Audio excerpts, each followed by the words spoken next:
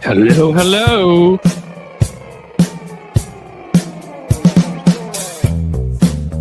All right, our usual here.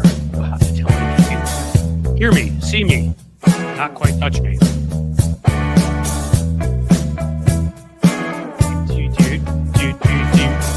Coming to you, of course, from Queen City, my friends.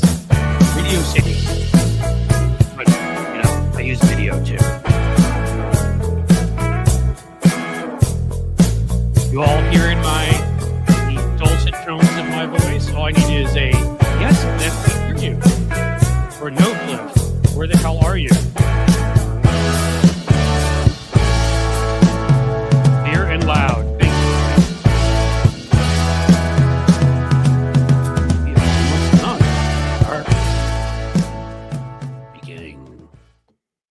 Holy moly. Does anybody really say holy moly anymore? We are here. We're live. Good to see you all. Saw a few of you in Tony's chat, which was fun. Saw some of you maybe on with Hal Sparks yesterday. That was lots of fun. Hal was actually sitting right here, and we were chatting. Probably the best chat we've ever had. I swear the delays that go on sometimes on the show. It is so much, you know, modern technology is a wonderful thing, even though I screw all of it up. But being next to somebody and like seeing, you know, being able to read sort of body signals and other stuff, helpful in conversations. You may have noticed that, you know, in your lives with family and friends. On the phone, not as easy. You know, if you're using various codes from World War II, even more difficult. I'm so glad you guys are here. It is Christmas Eve day. It is some combo of those things. So it's very kind of you to be here, particularly if you are of the Christian faith. And if you are, Merry Christmas. But look, today starts Hanukkah too, doesn't it? It's like a barrage of religion. So, you know, also happy Hanukkah, happy Kwanzaa. I don't know when that is. I apologize, but I know it's coming. Happy New Year. Happy Valentine's Day. Okay, we'll stop there. So you can hear me. We're good. I think we'll get right into Cliff's note, and because we're going to be having the great Malcolm Nance join us. We're going to talk about some resistance methods and some things going on around the world. So I want to talk to you today about Republicans in disarray. Woo! I know we never talk about that. It's always Democrats in disarray because the New York Times really enjoys talking about that. Not that most of the time what they're talking about is accurate. It is normal political disagreement, infighting. These things happen. Whereas the Republicans now are pretty constantly in civil war all the time, fighting each other, right? Trump and Mitch are fighting each other. Marjorie Taylor Greene and the Loomer are fighting each other, probably over Trump because he's so hot. He's so cute. Did he pass a note in study hall about me? And of course, we also have Elon Musk. He's in a huge fight with Charisma. And I think Charisma has won and defeated him and left him without.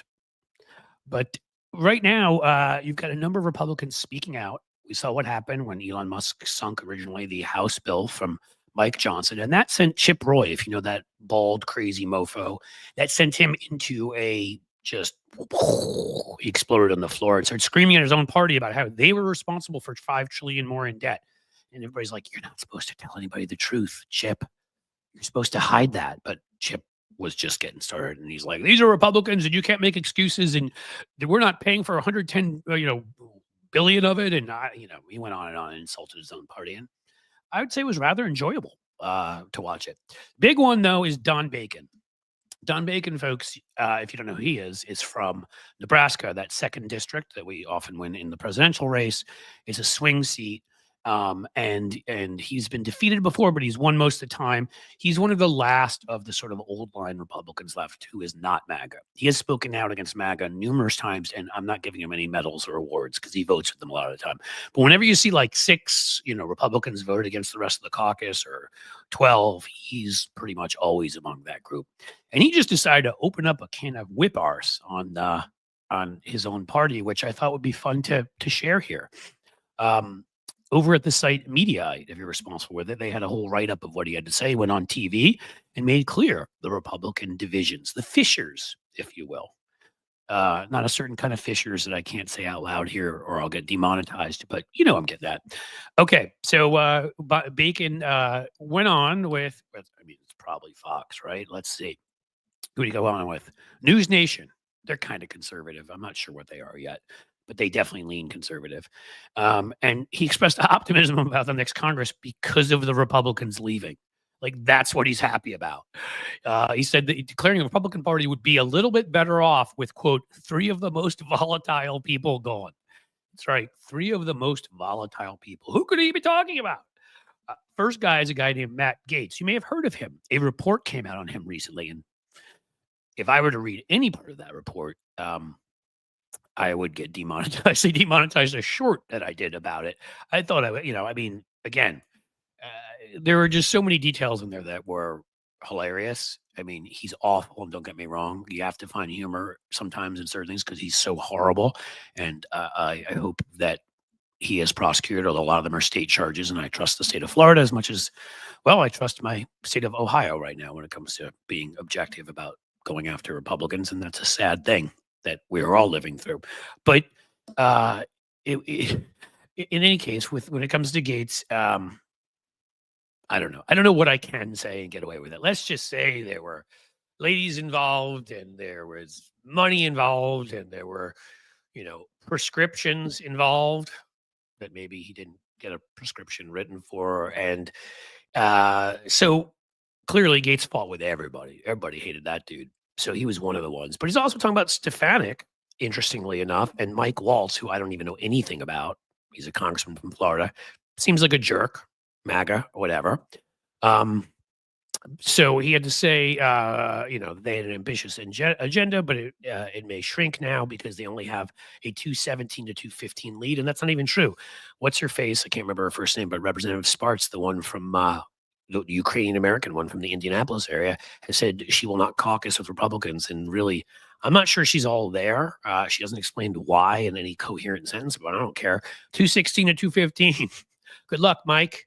Mike Johnson's have to spend a lot less time monitoring his son's certain proclivities for various nighttime activities that involve the use of a lot of body lotion, because in the end, he's going to have to pay attention to keeping that 1 vote majority. And I think it's going to be kind of tough for him. I mean, they literally have 0. 0 is the margin. They cannot lose a vote at all. If I were Democrats, I might even go have a talk with Don Bacon or somebody like that and be like, come on. You seen the losers over there? I mean, treat it like a college party. Like, you see the dorks in the corner? Look at them. Look at Marjorie Taylor Greene over there. Look at Lauren Boebert. I mean, you ever seen what she looks like when she's watching Beetlejuice? You want to go hang out with them? And then we would control the House, and it'd be hilarious. But we're basically going to control the House anyhow and be able to make any demands we want, because they're filled with all sorts of disordered personalities, people who hate each other, people who hate everybody else, people who hate the world for the fact they were born. So they're going to be fighting constantly. It's all they know how to do. Again, I've said before, I said it on Hal's show yesterday, MAGA is flypaper for the mentally unbalanced among us, for the angriest, the looniest. That's what it is in the end. That's why there are Democrats who went over there and Republicans who left, because it's no longer about policy. It was only about how much you hate, resent, are vicious towards, cruel, corrupt, incompetent. That's sort of the thing that brings everybody together. In any case, Mr. Bacon, Congressman Bacon, which makes me hungry saying his name, but in any case, he went on to say the Republicans would, quote, have to have a bipartisan spirit generally in the House and the Senate as a result of their small majority. That's a nice way of saying the Democrats own us in the House. So if Democrats can just keep it together. And thankfully, we've been seeing a lot of Democrats who've been uniting, who've been tough. I just did the other day one of these Cliff Notes. Damn it! Again, I got to say it right. Cliff Notes on on the Maxwell Frost, who's just ripping Elon apart, which is inspiring others. I'm not saying everything's been perfect in terms of who they've chosen to, and I've spoken to this already, speak when it comes to certain or run certain chairmanships. It should not be on seniority. It should be on communications, talent, and all the things that actually make us win elections that we should win. But Republicans are going to be in a very, very bad situation in the House. And I like it. Schadenfreude, FAFO, which I talk about all the time now. The FAFO I'm going to enjoy watching as they attack each other, as Mike Johnson literally has his life, his little fake biblical life ruined. It'll be like a nice hot tub. Be like when one of my larger cats, Steve, as he did the other morning, little baby kitty, but he's put on some weight, climbed on top of me, and I had this warm feeling on my chest, like a wonderful blanket was upon me. That's how I'll feel seeing Mike Johnson suffer, because Mike Johnson should suffer. And what's funny about this, of course, is Bacon did not say which 3 members, but clearly everybody knew he's talking about, which is cool too, because Elise Stefanik, as we all know, she seems like a horrid person. She was like a lot like Nancy Mace. They both faked moderates when they thought that was the thing to do, and Trump was going to end up paying for January 6th. And then as soon as he didn't, boom, they were the most MAGA of MAGA that you could MAGA inside of a MAGA when you're MAGA-ing. So she'll go to the UN, where I'm sure she'll get along wonderfully with everybody, and I'm sure they'll treat her. Remember how they treated Ivanka when she went, and she was like, "Well, I think it's important that we," and like all the prime ministers just sort of turned away. I have a feeling Stefanik will be like that, and that's pretty much the story. And we need to we'll take this and run with this. Democrats, you're smart. Widen these fissures, open up these fights, get in there, get these folks to self-destruct. It won't be hard. I mean, the gasoline, the kerosene's already all over the place. You just need to toss a match in and look around and see whose side, if you join, will cause the most damage. And kaboom, they're done. And that, my friends, has been Cliff's note for today. So how goes it, kids? That was a quick one, actually, for me. I usually do longer ones, but not this time, because it's so easy to talk about Republicans sucking. What are we all up to? Elise lies. Yes, from Free to Love, she does. As we go into this wonderful Christmas, Hanukkah, whatever season, I'll let you all know, because I should put more up on the community wall to keep you engaged, and so you know what's going on if you check that out, which I would say to you, keep checking it out, because I'm going to start putting up a content calendar there as I realize more kind of these rants at the beginning of the show will be separated and they become their own videos. Shorts that I do direct to camera will be going on. And then, as I told you, our mock-up for our I'm just doing some last-minute tweaks to our Patreon and YouTube membership levels. So please join. Do you want to do a phone call with me? And, you get to hang up on me if you don't like me. That's going to be one of those levels if you're interested. There's going to be the possibility of doing Zooms with a couple of us. There will be the possibilities of getting on to private. We'll do sort of a conversation for everybody here, as we do right now, like a live stream, and then we'll go and do a private one afterwards at Patreon with a couple of rock stars, a couple of actors you all know, a couple of sportsy types that I've been lucky enough to get to know because of all the political work I do. Not because I'm any cooler than anybody else, just because you meet people when you work in this business. It's kind of crazy. So please join. It'd be a wonderful thing today. It would be my Christmas Hanukkah present. We do both in my house, just so you know, because that's, we're big believers in both. So I definitely want, I would love it if we got some new memberships via YouTube, via Patreon. Any super chats going into the holidays would be wonderful, or super stickers. Super stickers are nice. I like stickers. Stickers are cool. Hey, look at that, Jim. Jim's on it, man. Or woman. There you go. You can go join the Patreon right there. It's gonna be totally bonkers to post somebody putting up there the extra videos, bloopers. I want to see how much I mess up on the scenes. If you think I mess up on camera a lot with this microphone, and some behind the scenes stuff, you may like that too. Yesterday, I was having a fun talk with Hal behind the scenes here, and when I do that, whether either pre-show when we're not on air or I'm in the same studio in places with people, like whatever they allow me to share, that will be shared too. But again, I do have to make this all work through super chats, super stickers, through YouTube memberships and Patreon memberships and merch, fourth wall. But we are going to create, I have a couple ideas right now. Get ready to buy yourself some January 6th merch is what I'm telling you, because, oh my God, do I have an idea for the perfect t-shirt for that day. And we'll put it out as a video too.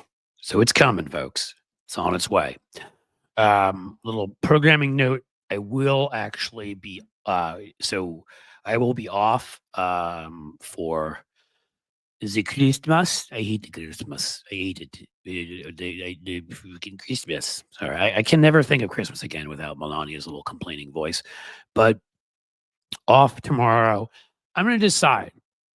I'm not sure yet, but I think I'll probably be off the 26th and 27th also. And then we're going to be doing a little bit of traveling somewhere in there.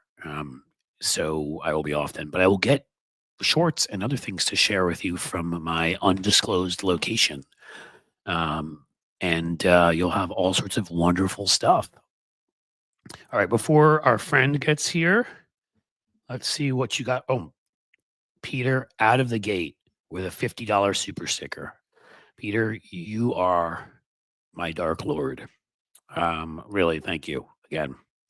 These are the things that make it possible, as I'm going to keep making it kind of clear to people. Like, an operation will be up and running soon enough, right? Where we'll grow enough and the YouTube revenue will grow and the, from various other places, Twitch and Instagram. And I would much rather make it from the corporate folks than from you. And so then you'll hear me making these asks a lot less. Thank you so much, Nikki Oliver, for the 99-cent super sticker. This is about keeping it all going right now because we're big enough that we're starting to get revenue from YouTube, but there's also overhead. Like when a mic breaks and you suddenly have to buy a new one for a couple $100. It ain't nothing. So that kind of stuff happens. And that's why I want to just keep everything sort of cruising forward. And again, eventually, hopefully, when I'm making my money from all the corporate folks, I will ask nothing of you. But just in the interim period, next couple months, it's probably just going to have to be this way. And I promise I will make it worth your while. What else we got? Nice, Peter, from Michael McAndrews. Thank you for doing that. And cool, Nikki from Michael McAndrews. And Michael, you have been quite the generous individual yourself. I almost feel like I need to point out how amazing you are every time for that amazing super chat you gave me here probably a week or 2 weeks ago. And then Hal yesterday on his show. You seriously, you do. What can I say? All of you, but like, this is what allows us to do this because there aren't any left-wing billionaires giving us money. It'd be nice. I'm right here, George Soros. Mailbox is open. Send that check. Kelly Anderson has become a YouTube member. Thank you, Kelly. This is in the same spirit. This will be important. And Vicky Heathcote, if I'm pronouncing that wrong, please let me know. Thank you so much for the $5 super chat or super sticker, super chat. That is incredible. I have a sort of Malcolm Nance sighting, but I don't see him. Your camera may be off, Malcolm, if you can hear me. Oh, look at that. That's this guy. He knows how to fight wars and upend intelligence services. You figured he'd get a camera together. Let's bring him in here.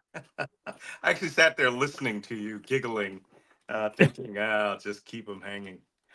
You just sat there giggling, thinking, I can kill him. Do you ever think that to yourself about people? Like, I know how to kill that guy. Does it ever cross your mind when somebody annoys you? No, it's better to I found that it's far better to mock people than to wish harm on them. And if you do it right, karma itself will resolve the issue eventually. Well, I think that's why you and I get along so well, because mockery is sort of one of my top go-tos. And it gets people on the right, or if you have to say extreme left or whatever, aspect, people that like to attack people like you and me. I consider myself a liberal, a center left Democrat in the tradition of FDR and JFK and people, of that nature. I'll say quickly, folks who are giving new memberships and super chats, thank you so much. I want to keep the conversation flowing with Malcolm, so I'll make sure after we're done talking to Malcolm that you all get your due recognition, and I appreciate it. But in any case, yeah, where was I? I think I was just talking about the mockery. I don't know. That has always been second nature to me, and I think when you get in the public eye, I wrote my book on. I think when I wrote my book on McCain was 2008. Yeah. And I think I wasn't ready at that point. And I started going on MSNBC in 2006 and 7. And, you know, but comments weren't as big a thing back then. Twitter didn't exist. Facebook was kind of young. And so the first time when I went on to certain blogs from my book and I'd get stuff like, you killed Jesus, you know, and I'd be like, I was miles away when he was killed. I have a great alibi. I had to sort of develop, you know, and then you start developing a thick skin, and you get to a point where I call it the 3 phases. And I want to kick it to you and ask you questions, Malcolm. 3 phases to me are: first, you're hurt because this has never happened before, and you're like, wow, why do these people hate me? Then you start realizing who they are, and the second phase is, you know, you just ignore it. At least this is how it went for me. So I'd ignore them. And the third phase was I find them actually funny and challenge them to do better, which is where I am now. I mean, if I've got time, I'll be like, is that all you got? Come on. Come with something. I mean, everybody says I killed Jesus. If you can't get more creative with the language, all of you neo-Nazis said, if you can't get more creative, you know, with how I did it, when I did it, you know, I mean, was it a Black and Decker or, you know, I mean, come on, you gotta, in any case. Thank you, Malcolm Nance, guys. Malcolm Nance is was a long time covert operative. If I get any of this wrong, you know what, Malcolm, you give us your bio because your bio is, but it's incredible. So go. I found out that I'm actually being held accountable for the way that people describe me. And, you know, no matter what I say, you know, if something's on a chyron, I can't see it, right? So I have right-wing extremists now who are out there going, this chyron in 2007 said you were. It's like, what? You know, these people got to really get over themselves. So, yeah, for those of you who don't know me, I was MSNBC's counterterrorism and intelligence analyst for 7 years. Before I went into the Ukrainian army. And before that, I was in naval cryptology, which, for those of you who don't know what code breaking is a part of the U.S. intelligence community. I've actually had people say that cryptology is not part of intelligence. It's like, really? It's the largest of all of our agencies. Isn't it the most basic? I mean, breaking codes would seem to be how, hey, we now know what they said. That feels pretty basic to me. Yeah, pretty basic. So I was a senior chief petty officer when I retired in the year 2001, and then started working as an intelligence contractor for years and years and years after that. And then I started writing books because my late wife said, you know, you're really doing a lot of relatively dangerous stuff, especially after I came back from my first couple of years in Iraq. She says, why don't you transfer your information to people? So I started writing books. My first success was a textbook that's still used called the Terrorist Recognition Handbook. And it's in its 3rd, going on 4th edition. And then I started writing books about the ideology of Al-Qaeda, how to break that, ISIS, which was my first New York Times bestseller. And then the whole Trump world started. And I, in 2016, saw the outlines of a Russian intelligence operation to get Trump elected way before most in the news media did, and actually went on air and said it, and shocked everyone at MSNBC when I said this is a foreign intelligence operation that's attacking the United States. And like, so you're part of the Russia collusion, you know? Oh my God, I am way deep on that. I know. I remember when you were doing it. I'm just laughing at, you know, the other side and how they. You know what's bad is when Bill Barr, the Attorney General, just before the Mueller report, went out to the news media and said, you need to take off all of these people who criticized Donald Trump. And MSNBC complied. They pulled me off air for 3 weeks. And then the Mueller report came out, and I think it was Zerlina Maxwell who said, this shouldn't be called the Mueller report. This should be called the Malcolm report. We've been hearing this for 3 years. Well, yeah. You know, so with that, you know, I finished my time at MSNBC. I left MSNBC to join the Ukrainian army. And I was with the Ukrainian army, fought in the Eastern Battlefront for almost a year. And then came back. What was that like? I mean, because obviously I know you keep in good shape, but getting back into active duty is kind of a different kind of shape, I would have to assume. So what was that like? Well, it's sort of funny because, I have all these right-wing guys who are like, "You're a fat ass," and it's like, really? Because I run. I'm a runner. Yeah. And the one thing that I found that was most valuable, sort of like Zombieland, was cardio.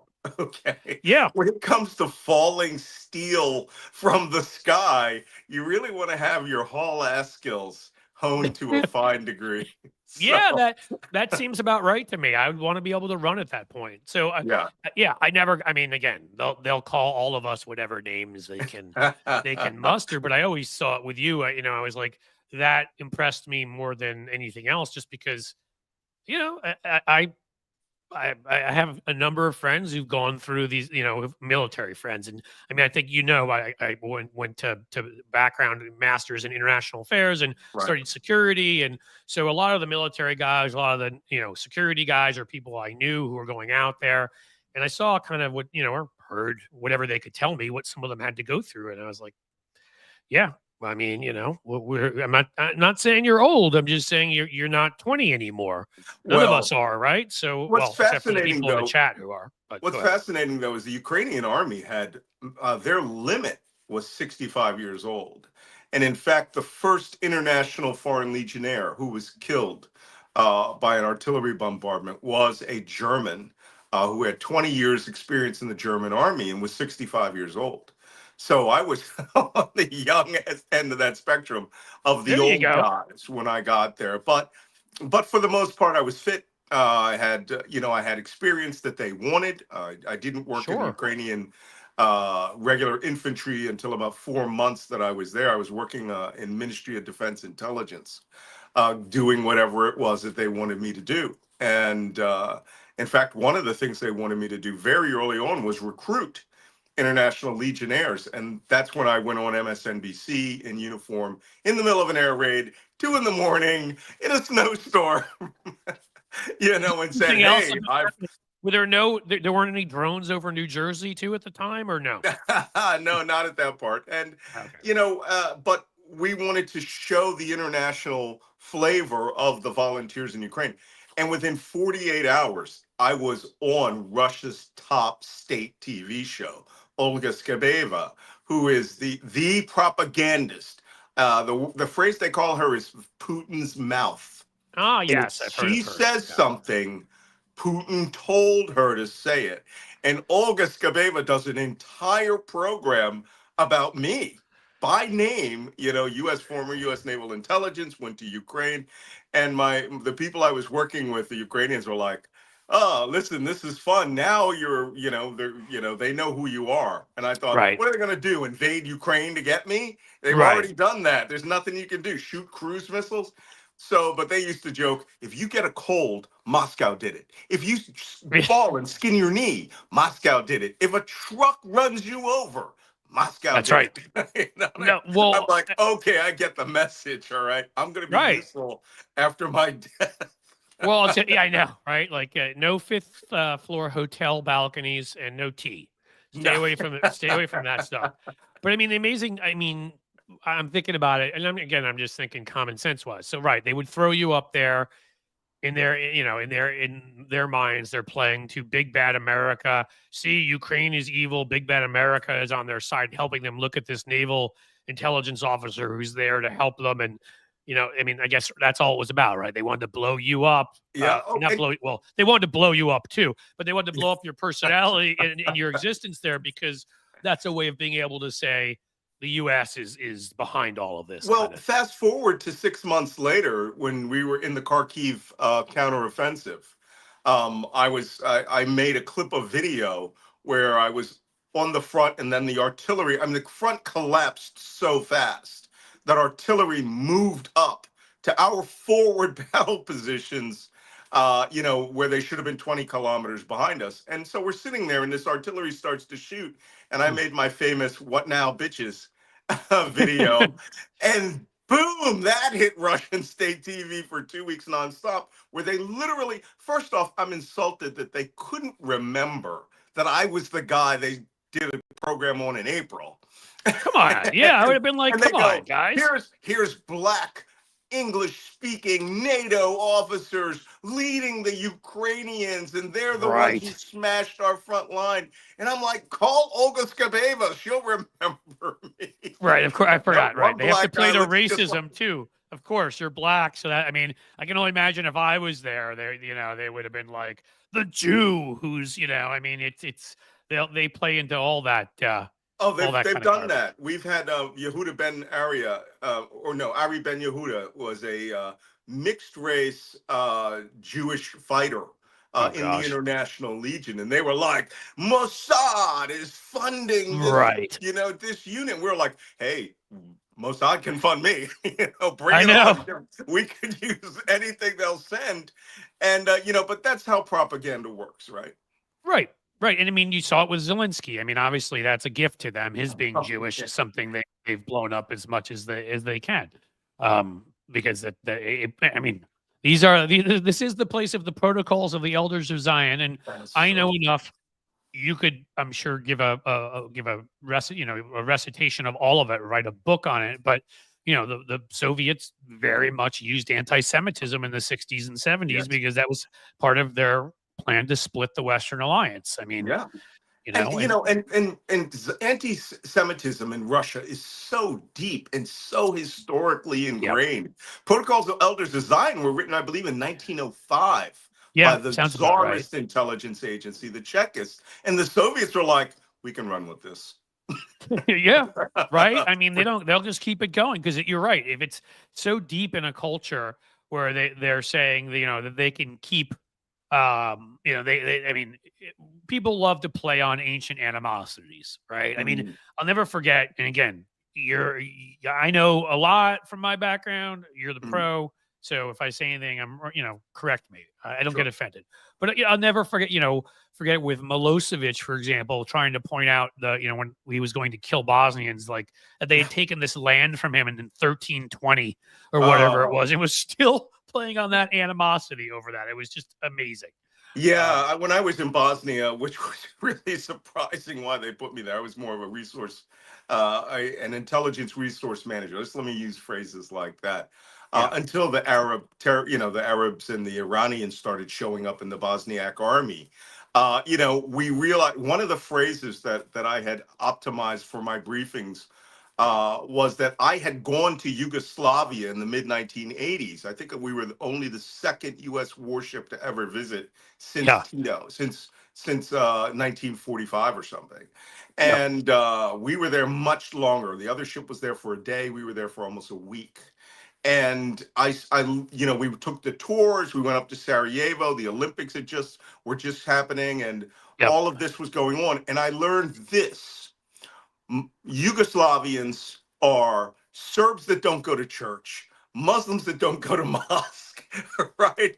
Right. Croats, Croats who don't go to Catholic church or either. right, Right. Yeah. right, at all. But everybody drinks Slivovitz, right? And then when the Bosnian War started, it was Serbs. We're freezing a little bit, Malcolm. Let's hope we come out of that.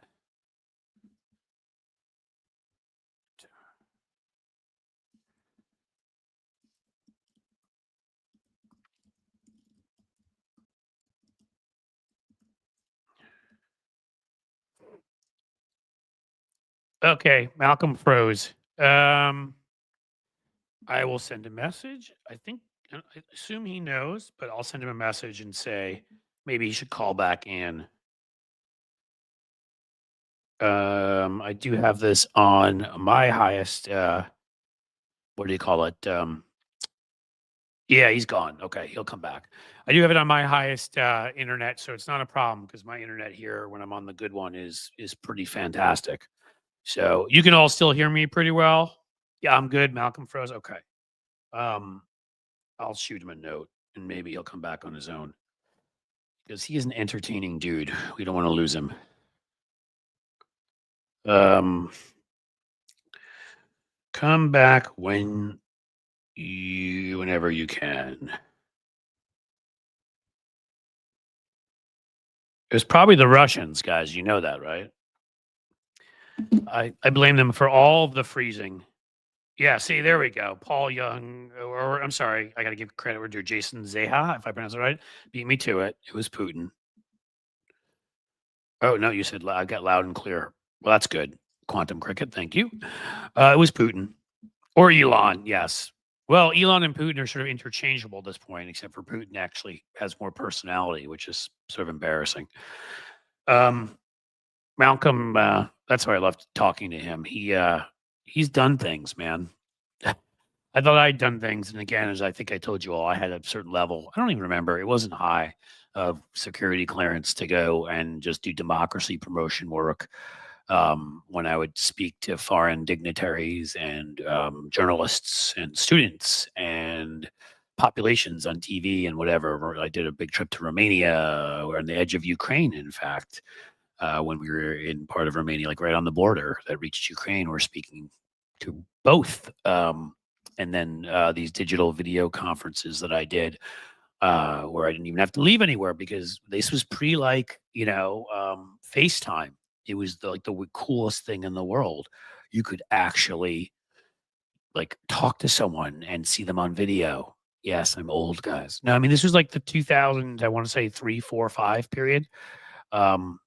So yeah, you actually during that period of time like could do that, and I couldn't do that from anywhere else. It was the coolest thing. So that was fun. But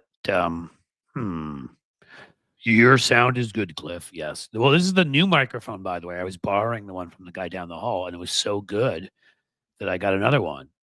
Let me see if I got an answer from Malcolm. I hope all internet didn't go down because that would be sad.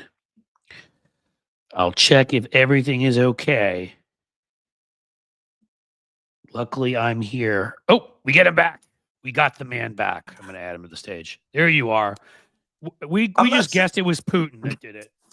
It's always the Russians. See, it is everything. Or not charging up your phone. So or not charging up your phone. That's the Russians too. I believe the Russians did it. They did. So remember, I'll say quickly, and then I'll let you continue. For the people that are younger in here, remember that cool 10-year period of time when Boris Yeltsin was always drinking and Russia was fun again and was cool, and he defended democracy, stood up to tanks when the old guard tried to take over. He and Bill Clinton were like best buds, and we all thought, hey, Russia might actually become a cool place. Putin had to ruin it all. All right. In any case. Yeah. Well, Russia was Russifying, and interesting time because some of the characters who were there was who were in Russia at that time, running newspapers and magazines, Westerners. I believe Glenn Greenwald at one point was over there running a magazine and just having an outrageous fun time exploiting Russia. But these guys who were there early on, who thought that this was a country that was going to embrace democracy, they embraced capitalism. That's a very different thing, right? And now they are what they are, which is a crony capitalism too, right? They didn't embrace the capitalism of, as we know, with come on, the guy who took them on because his client was killed. That we have the sanctions are named after. I can't think of, but it was essentially start a business here, and then if you did and you're successful, they just sort of come in and take your money. And they were all the oligarchs, your friend of Putin. You just grab resources. So it was capitalism of a cronyistic sort, but not for most people, right? Yeah. And if this explains some of the things you guys may have heard during the invasion of Ukraine, one of the first Russian positions we took on during the Kharkiv counteroffensive was at a former Ukrainian space science center, a radio telescope, one of the largest radio telescopes in the world. And when we took the facility, I knew exactly where the commander's bunker was because it was lined with boxed washing machines and dryers that they had looted. And he didn't take one, he took 10. Right? And this was his cut to go back and sell them on the streets because, Russia the infrastructure of Russia is still Soviet. It's Right. not, it was never really improved. So most people still do their laundry at communal laundries. They're not done in their house. So even in 2022, a washer and dryer was an insane luxury. And that money never trickled down from 2000, when Putin became first prime minister, then president, never Right. trickled down to the people at all. So what you're saying is every movie I've watched, from The Saint with Val Kilmer to Jason Bourne over there, is pretty much accurate in its depiction of what Russia looks like. I certainly think the Jason Bourne part is accurate. My only problem with movies like that is that they have this unrealistic belief that the police really listen to their radios and will respond Right. to these things. If you leave a bottle of vodka on the street corner, no one's coming to come help you. So I got in quickly, trouble thank with Dark Shabdu here for putting up Magnitsky Act. That's what I was trying to think correct. of. I couldn't think of it, and yes, thank you for that. Bill Browder's lawyer. Yes, that's what I was trying to think of. Like, that was about that, right? Like, they could just come on in and, hey, give us all of your money, or if you think your business is doing well, we'll just kill you. Well, Khodorkovsky is the big character who ran Russian TV and radio stations, and Putin just came in and said, I'm just seizing all of your assets. He was in England and managed to remain in England and not walk out of a 20-story building.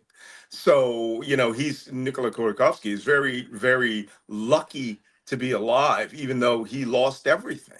Now, why did that? Because he was an oligarch, right? Is he the one? Did he own Chelsea at one point, the soccer team? Yes. That's what I thought. So, Yeah. I mean, life was good, all of that. Did he stand up to Putin was he, because a couple of them spoke out against the war, and that really pissed Putin off. Was that what happened with him, or was it something else? Well, it was mainly the criticisms on television of Vladimir Putin, and the breaking point for all of Russian media, where Putin is doing what they're doing for free for Trump right now, was the sinking of the Russian submarine Kursk, which was an accident. Submarine had an explosion in a forward torpedo compartment, sank. Men were alive for hours. He wouldn't take assistance from NATO. And that was so, but people were coming on TV for the first time and asking questions that you weren't allowed to ask in the time of the Soviet Union. Saying, why is my son dead? What did the Navy do? Why aren't you taking assistance?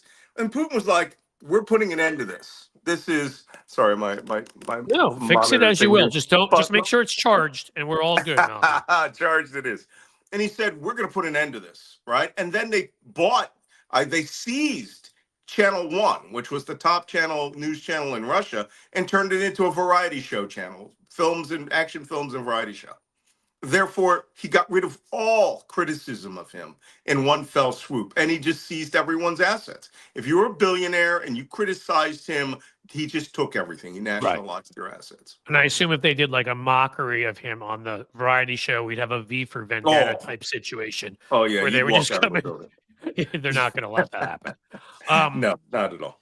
So, what did I want? Oh, I wanted to ask you something related to this. Okay, so with Russia and I know Putin's backstory, right? I mean, from St. Petersburg to, he had been a KGB guy, and I think Yeltsin was so sick that he couldn't, he was just anointed him the next guy, because I'm sure Putin was a big pain, was an Elon Musk type pain in the butt that just probably kept bothering him and saying, are you okay? Sorry, just my contact got something in it. Oh yeah. You mentioned Putin. I got so caught up in, you just felt so sorry for him that you tear immediately. The funny thing is, I wrote quite extensively about Putin in my book, The Plot to Betray America, which was about Team Trump cozying up to the Russians. And interesting thing about Putin, he went to a KGB open house when he was 13. And he really wanted to join the KGB. And, they laughed at him and said, okay, kid, go to school, get a law degree, then come back. And he did exactly that and became a junior KGB officer. I went to Germany. I went to his office in Dresden. where Yeah. he, you could sit Oh, right yeah. where He was stationed he worked. in East Germany for a while. Right. Yeah, Right. in Right. East Germany. And unlike his fellow KGB officers who were just there to drink beer and get Western goods, he really believed in the art of manipulation. He was a real human intelligence officer who liked the game. And So many of these people who were there when the fall of the Soviet Union happened and the fall of East Germany happened, he realized he could blackmail and manipulate just about anybody. that's right. They must have And had a that was trove of his information. skill. Yeah. Mhm. That was his skill. So do you think, or do you know? I'll ask you either way. Do you think Yeltsin was in of sound mind when he said, kind of anointed him as a successor, was threatened, was, I Well, mean, Well, that go was ahead. very simple. I mean, first off, Putin was now the head of the first director of the FSB, Right. right? Which was, this is how the FSB came about. A guy came up from maintenance at number 10 Dzerzhinsky Square, which was the former headquarters of the KGB, and he Yep. bought two letters with him, and a screwdriver, and he took down K and G and put up the letters F and S, and that's it. And then That's they right. You got don't have to a take the B down. It you saves don't some even money have to that way. take the B down. So, and that's how the budget increased as well. Wow, I'm having real uh, articulating arm problems here today. But Putin, as the first director of FSB, went to Yeltsin. Yeltsin was under investigation by the state prosecutor general for corruption with himself, corruption with his daughter. And Putin, I guess, went to him and said, I can make these problems go away. You'll have to promote me to prime minister. Yeltsin agreed. And Putin had two women seduce the prosecutor in general. And there was a video of him in bed with these two women that weren't his wife. And So he it was had him from broadcast that. all over state TV. Yeltsin, being eternally grateful, made him prime minister. And then the mysterious bombings of apartments occurred all over Russia Right, blamed on and Chechens. We're still. I rage still on think. Chechens. And Okay, I don't Putin know if this became is. president. Yeah, I was going to say I don't know if this is a classified kind of thing you can't speak to, but I Oh, mean, I see it the was problem. too much perfect timing. I have always been sure that Putin was behind that on some level, but maybe you know something else, or maybe you just can't say anything. I don't know. Well, Say whatever you can.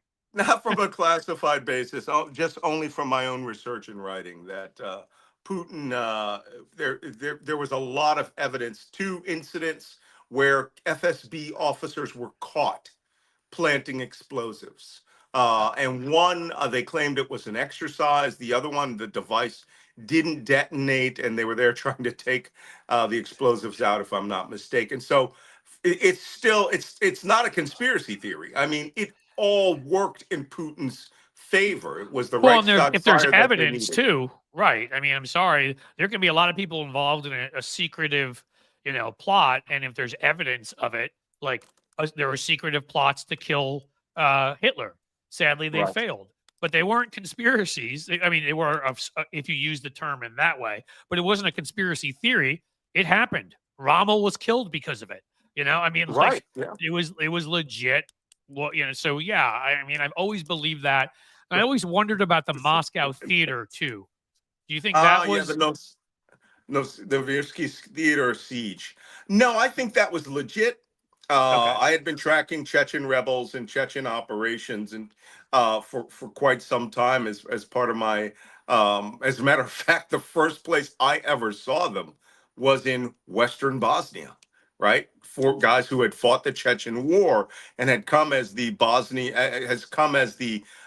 Arab Islamic extremist brigades who were out Right. there. That's where we started tracking them out toward in Western Bosnia, who were on the battlefront fighting. And the Chechen Dagestan problem is a real thing. Who wrote a book about it? I think it was Tolstoy who wrote a book called Haji Kadir in the mid to late 1800s, which Uh-huh. was about this Islamic extremist, Sheikh Muslim imam who started an uprising there. This is a very old problem. It is. And so the theater massacre started out as a real siege, but it also shows you what Russia thinks of people, no value Right. in their lives. So And I'll killing add in several again, hundred. to what you're saying, to back it up of that region and some of the extremism there, people may remember that this was in the wake of Hamas's attack on Israel initially, that a plane landed in Dagestan, and Oh, yeah. there were people there breaking down gates looking for quote unquote Hunting Jews. for the Jews, right? They were looking any Jews on. It was a plane going through there. I don't remember where it was headed to, but they were looking for Jews to pull off the plane and kill. Right. So I was like, okay, Dagestan is crossed off the vacation list. Not going there. Ingushetia, Dagestan, Chechnya. Yeah, not good spots to go to, right? Yeah. So one thing, I'm not sure if you know personally my friend. He does a show too, Tony Michaels, who I think would love to have you on his show. He's got a show that has a pretty solid following. A lot of the folks here also watch his. He wanted me to ask you, and I told him I knew some of this answer, but Sure. the strategic loss of Bashar al-Assad and how, because every bad person who we are enemies with, from terrorists to countries, seem to be quite fond of Mr. Assad and his staying there so he could gas more people and make Tulsi smile even bigger than she does now. Sorry, I had to take a shot. I mean, they're finding mass graves with 100,000. I mean, it's sickening what they're finding there. So yeah, they're gonna find mass graves, but maybe not of 100,000. Maybe. Well, I may be exaggerating, and I'm probably getting the number wrong. I don't remember what the number. It was an atrocious number with the right. So how did you see that coming? And two questions. One, did you see that coming? And two, once it happened, and of course he went to where else? Moscow. Right. How they've lost at least two bases. Moscow, the Iranians lost supply routes, and so did terrorists. So I guess I'll ask you first: did you see it coming? Second, and how has it harmed what I would call it an axis of evil, call it a group of evil people, call it a group of a-holes? I don't care what you call them. How has it harmed them? Well, first off, I did a lot of operations when I initially came into intelligence in Syria. I spoke Syrian Levantine dialect Arabic. That was the first dialect I learned. And, had a vested interest in how activities were being carried out there, took part in, operations that involved airstrikes against the Syrians in 1983, a whole bunch of things. And, and worked very closely with Israel and, over the years. But I said this to Jill Weinbanks yesterday on her podcast. What you've seen here with the HTS, right? The Hayat al-Tahrir al-Sham, that was the group that did the liberation. When they took Aleppo and blitzed, as soon as I saw the car convoys, the organization that they had, that group, by the way, is backed by Turkey, but early on was backed by the Gulf states, the Saudis. Okay. And they had a lot of resources. I was going to ask you that. So is that something different, or is that a Sunni Shia kind of? Well, this was less a Sunni Shia war, more of a Sunni rising war. Gotcha. Okay. And Shia just happened to be there. Syria was ruled by minority groups: Alawites, Christians, and Druze. Right. We were a very, very small minority who lorded over the Sunni majority. Right? Most of the country is Sunni; they're not Shia, and so they helped with the assistance of the Iranians, who backed Shia militias in Iraq, backed Shia militias in Syria, and had Hezbollah in southern Lebanon. It was almost impossible to get at them. They had too many resources. Then Russia came on their side with airstrikes, these permanent bases there. Russia had been in and out of Tartus and Latakia forever. And it was only, after 2015 that Russia came into Humamim Air Base in a big way and turned it from an old sleepy helicopter base, as I remember it, to a major strike fighter base, a very large strike fighter base. They can get to Northern Africa from there, correct? I mean, and they would also do jumps into Northern Africa with PMC Wagner, into Sudan, Libya, Mali, Chad, which is where they were expanding this footprint of just bodying leaders and getting rid of the old lines of influence from Europe and the United States. And it appeared successful. It's all gone now. All right. Losing Syria. Syria was the last of the confrontation states with Israel in all of their wars, 48, 56, 67, That's right. 73. I didn't Syria think is the about that. last of them. When the Egyptians cut their peace deal in 76, it was just Syria alone being one of those countries that was militarily facing off against Israel. Right, and Israel has Jordan now, obviously had created much better relations with oh Israel yeah, too. So, Jordan and Israel are, I mean, Jordan you was know, part of our, right? They're part of our coalition in they're the Gulf like that. War, right? So, Yeah, I and they mean, were part of the coalition, the defensive coalition yep, last April when Iran did their major attacks. The Jordanian Air Force scrambled, right? They were shooting down drones and helping, letting the Israelis come into their airspace to engage missiles and drones as well. This is also existential to them. yep, So by Syria falling, and I knew something was up when Aleppo fell like that. I said, no one's resisting these guys. The Russian Air Force wasn't sortying. They were moving so fast. I said, this seems vaguely familiar to me. And, I right. participated in operations in parts of North Africa where very lightly armed groups would move so fast. They would blitz right through major army formations, take their bases, surround them. The average soldier just wants to drink tea and sit around, in his flip flops or his bare feet, Mm, and they they're would like the rest of lose. us, I guess. Yeah, So the loss of Syria ends Iran's 48-year experiment to have a crescent of Shia Islam on the ground confronting Israel. And let's be honest, thank Hamas for this. Now, it's horrible. right. I mean, It's I went to Israel soon after the massacres, in the And can kibbutzim I in say the something south. quickly? And Mhm. because I think this is really important. I always so appreciate your voice out there, Malcolm, because as somebody, I may be somewhat of an expert in international affairs. I've been to a lot of these places and everything. But, everybody's going to always assume because of my background that I'm biased on the subject. And, I have been a vocal critic of Netanyahu, who to me Right. is a Israeli Trump, and the Yeah. far right in Israel that it is racist and it wants to kill Palestinian civilians. But when the reaction to the horror of that day, that was as 9/11 ish as it gets, but it's instead up close and personal with people literally filming it as they're raping and torturing and murdering families in front of each other, and the kind of things they were doing, that led to an anger for me immediately because Mhm. it was even before there was a response. People were like, Right. ceasefire, ceasefire, no response. And I'm like, first of all, no, that's not how Ceasefire. this works. If you're That's not attacked how by this people, works. and exactly, if you're attacked by people and your civilians are massacred and tortured, no.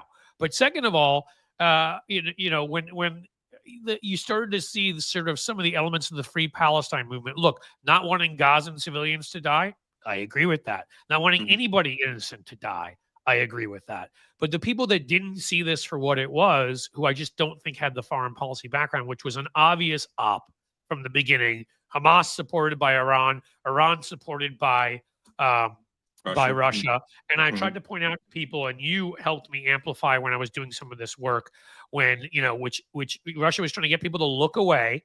And Right. I've pointed this out so many times on here. One of my last big PR clients was a group called Birthright Armenia. Mhm. And what we were doing is an Artsakh trying to prevent Azerbaijan from marching in another another kleptocratic extremist, leader, from going into these ethnic Armenians and kicking them out, ethnic cleansing. And where Aliyev, their leader, where was he the day before he gave the go ahead? Why? He was in Moscow meeting with Putin. That people couldn't understand that I was trying to make the argument that all of these things, whatever you think of civilians on the ground, nobody wants civilians to die. But you Right. have to look at a bigger picture here of what they're doing to try to get people to look away, from Ukraine and what they're doing to destabilize the area.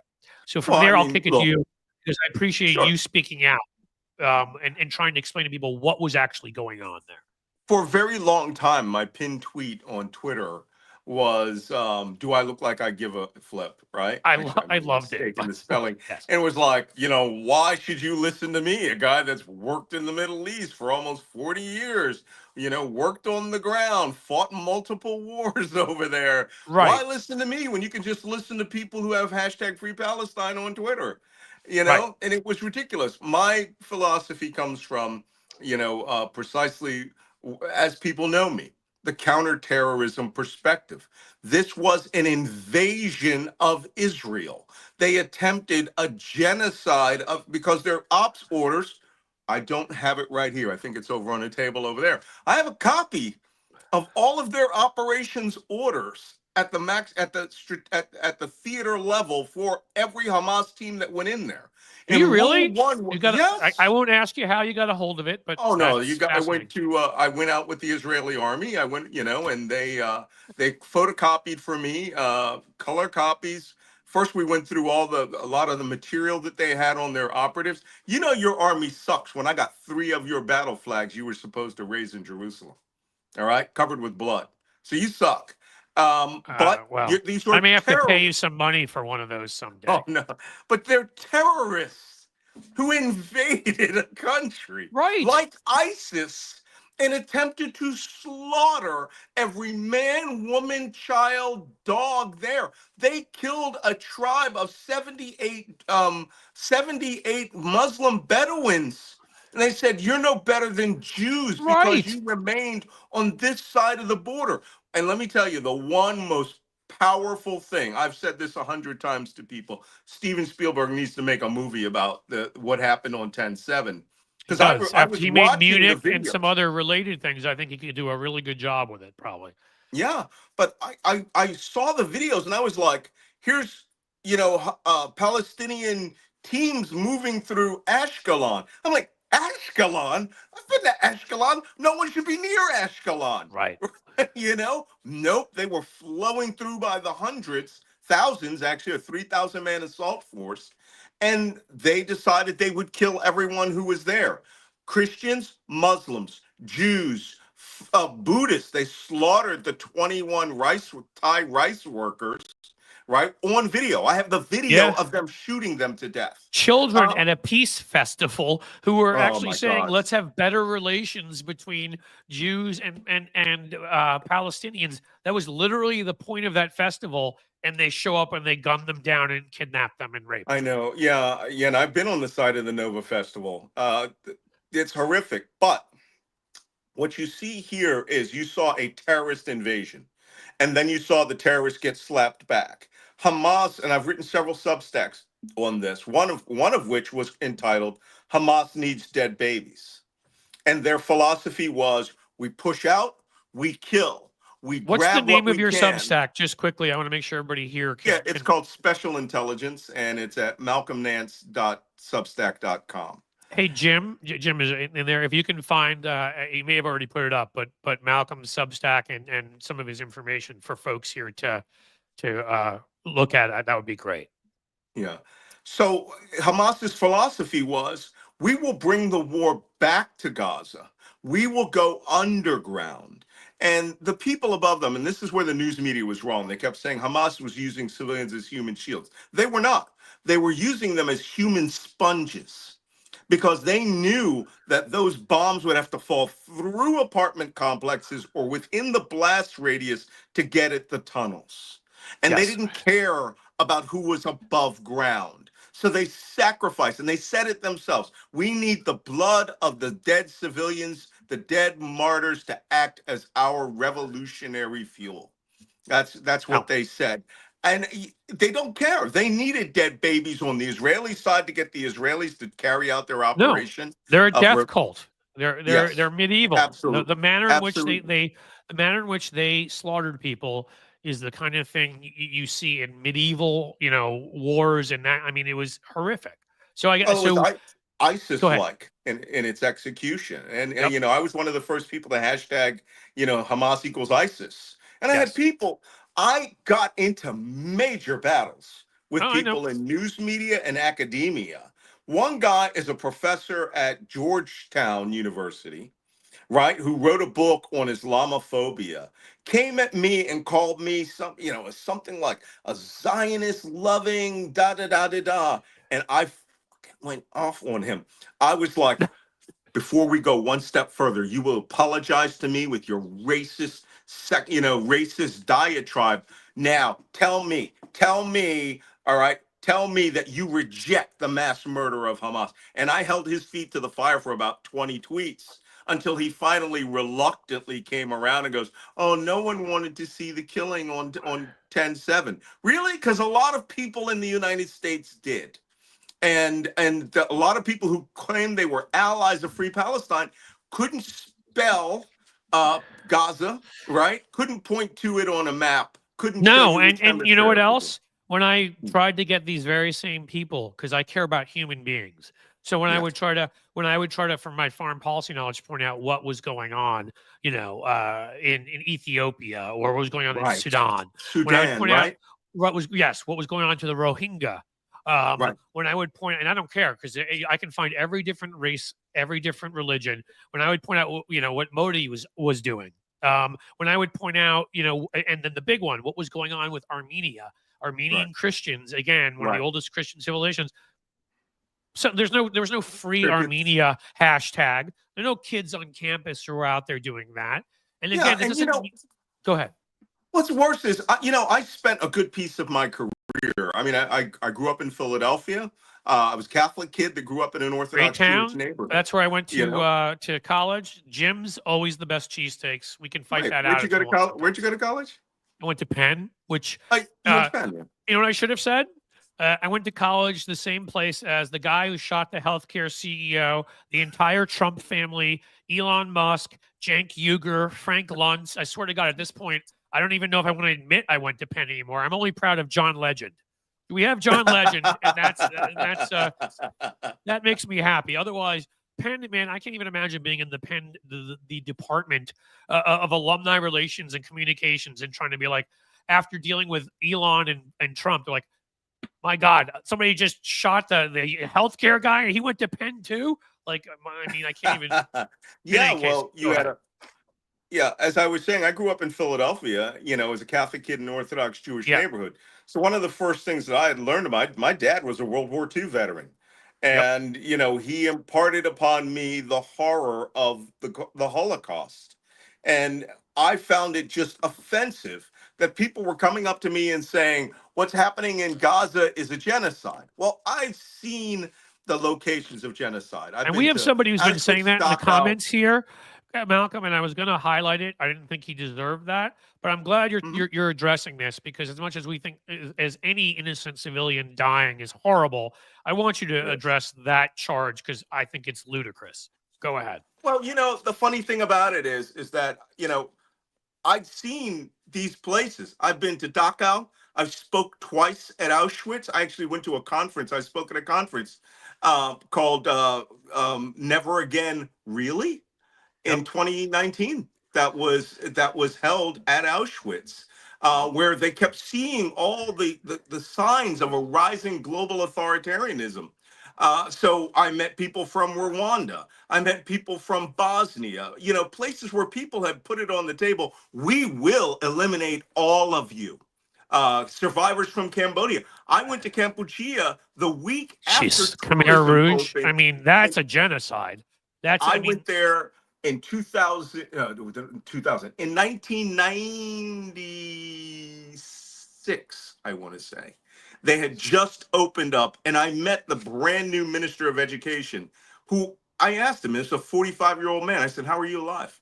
Because the country's made up of 18 years old. And he had gone out into the sticks and had pretended like he was like mentally ill. But these people had real genocides. A war, by definition, is not a genocide. Right. Okay. Genocide would have been, Terminators, right? Just coming through every living thing. This war was a 100-meter war, which means it was fought every 100 meters, and Hamas chose the battle space. Hamas chose the means at which the war would be waged, and Hamas chose where and how they would confront the Israelis, which was everywhere, and knew that by restricting civilians' movements, that these people would die, and hope that they would become obstacles for them, which is why the Substack was called Hamas Needs Dead Babies. They need dead Israeli babies to get the Israelis angry to come, and then they needed dead Palestinian babies to mobilize the global media against the Israelis. And they also, again, it's in their own these days, their popular manifesto of their beliefs. There's, from the river to the sea. I mean, it's pretty Yeah, simple. and that's a term of genocide. It Right. means what we didn't affect when we ran, when people left their homes in 1948, relying on the combined Arab armies to wipe out and kill every Jew and give them their land and property. From the river to the sea means we really, really intend to do that at some point. Right. So You anyone pointed that out uses earlier. that phrase You pointed out is earlier all really the wars, including the one in 48 when Israel accepted the partition and the other side rejected it and then attacked them, that there have been numerous attempts to finish off what the Nazis started and have a genocide in Israel. And every single one of those wars, and again, I'm not defending everything Israel's done, and I'm certainly not defending Netanyahu and whatever. Doesn't matter. Every one of those wars where Israel was attacked from 68, 67, 73, pick any one of them. And if they lose any one of those, there's a genocide, is what ends up happening. They were existential wars, especially in 73. The Egyptians got so close that that Golda Meir was talking about arming nukes. So things are pretty bad when she uses phrases like, "I think the third temple of Israel is going to fall," and it's like, "Ooh, that's not good." No, we don't want that. I mean, and that's the thing, and that's what gets me so angry is that again, you can label what happened here correctly. You can have sympathy for lost lives. You can have all of that, but war is awful. Civilians die in war. I'll ask you this: do you think there is a way, because you know this better than I do, that Israel could have conducted operations against Hamas with fewer civilian casualties? Let me ask you that. Only if they decided to compromise and have massive Israeli casualties. Look, the battle space is unique in almost, with exception of maybe the Battle of Stalingrad, right? It's a unique battle space. It was 25 kilometers by 10 kilometers deep of solid 3 to 10 story urban buildup. And so no matter which direction you came at it, you had to strike the infrastructure with aerial power. Bombs blow up, right? Literally. And I remember at one point, I saw some insanely precision Israeli strikes, insanely precision. And I was hearing on the news, these indiscriminate random Israeli strikes. Let me tell you, Israel does not randomly strike anything. Where Israel aims at something, like the United States, we hit it. But what civilians don't understand is that bombs have a blast effect and a radius. I say a blast radius. Yeah, right. Yeah, blast radius. And if you don't allow civilians to get there, if civilians choose not to move, when we had the second Battle of Fallujah in 2004, we emptied the city. 36,000 soldiers surrounded and attacked that city to root out 5,000 Al-Qaeda and Saddam Fedayeen terrorists. And the city was 98% empty, and still 1,400 civilians were killed in the crossfire. Right. Well, look what's happened in Beirut, and look what's happening. City warfare by definition is horrific. Yes. Nobody wants to engage in that. That doesn't make it genocide. And what it does make it is when you have a group whose own, propaganda or manifesto belief system is genocide, like Hamas, again, they are purposely placing themselves where they can so the most civilians possible, as you wrote in your Substack, will die. And it's just amazing to me. But how did we lose that information war so badly? I mean, Israel, I would think, would be better at this. No. Israel really sucked at it. And I actually had an opportunity when I was there at the office of the spokesman of the IDF to say, you're really bad at this. Even though they reminded me of the Democrats, where they just think that people are going to understand it without actually explaining it. Without explaining it in headline terms. Yes. No one wants to read your fine print, right? Yep. They read chyrons and headlines. That's what people read. Yeah. And so as far as Israel being able to do it in a better manner, I really think, and it's people are going to say, "Oh, that's awful." They did not use the entire force of the Israeli army. They did this piecemeal, sort of, what I call slow Pac-Man, Yes. which is how you have to do it. Israel mobilized 100,000 men in addition to the main force of the army. Israel should have mobilized 500,000 men and women, and they should have gone in at every angle and pushed to the sea. Now, Now, what would that have had? You would have had yep. 1,000 dead instead of 500 dead. Yep. There would have been. Now, that's another thing that I faulted them at, and I actually spoke to them. I said, you have enough resources in Israel that you could evacuate every wounded Palestinian to Ashkelon, Beersheba, to IDF medical facilities. You could have set up the entirety of the global medical support arena in Israel and said, "Hey, listen, anybody that gets hurt, we're going to bring you out." Right? We're gonna allow ambulances in and out. Um, I don't like Netanyahu's methods. I think that he, by allowing this war to go past 1 year, is insane. Yep. It's insane. There are forces and tunnels that they're just starting to find. You wouldn't have had that problem if you had rushed, if you had come in at So every strategically, angle. had he committed more like from the beginning? But Yeah. that's the issue. Do we think part of this in the end was his doing what he thought he needed to do to stay in power? I wonder. Yeah, that's politics, and the methodological way that he did it, um, as opposed to getting the job done, really made me think that he was meeting political objectives. And they Yes. love him in Israel. When I was in Israel, no one faulted him. Whereas I said on day two, Jeez. on October 8th, why is Netanyahu in power? He should have had the decency to resign I was going to because he say, you failed at the failed, my fundamental man. job of protecting Israel. I mean, Hand it over to somebody else. Let them do it. It's an army mission now. Form your coalition government, but not you. And if he had done that, 90% of the global approbation would have gone away. yeah, now that's what I'm saying. And also, again, you can tell me if this is true or not. Read in Hmm. multiple sources, but what can you trust at all anymore? Had he moved much of the defensive presence or at least military presence up into the West Bank area to protect settlers there who obviously were illegally settling and sort of ignored their southern flank, or is that Yeah, that actually is a fact. He had moved 2 divisions off of the Gaza front and had moved them into the West Bank at 1 year before this operation. Also, there's the entire how can you put it, the malpractice of not listening to the ground level intelligence analysts and collectors who were going, "Hey, these guys are talking about seizing Kfar Aza, Kfar Berry." right? And they've got a unit that's tasked to go to Ashkelon, and they had run a drill 2 weeks before the invasion. People say to me all the time, they were like, "Oh, well, that's just a breakdown in the chain of command." No, it isn't. I've been to Israel, almost married an Israeli once, way back when. It is two things: arrogance and misogyny.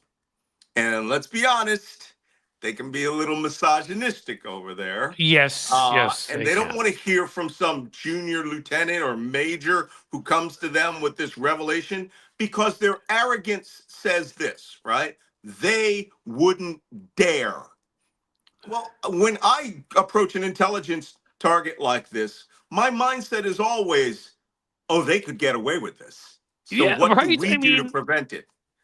I mean, they wouldn't dare. If you ever have that mindset about anything, sounds Mhm. a lot to me like, Condoleezza Rice saying, "Well, we had no idea they could fly airplanes into buildings, except for the 12 different warnings you got, and the time that Or the terrorists took over a plane and tried to fly into the Eiffel Tower in France, and hell, even what's his name wrote a book about it, crashing into the Capitol. I can't even think of his name right now, Tom but Clancy. Thank right? you. Like Debt of he thought of honor. it. If he thought of it, you could have thought of it. I would. Well, I she mean, should have thought of it because an airplane crashed about 150 feet from her office into the White House at yeah, one point. A light airplane did that that's back in the right. 1980s. That's right. I So forgot don't about tell that. Yeah. me that. I'm sure you got it. That is part of your briefing.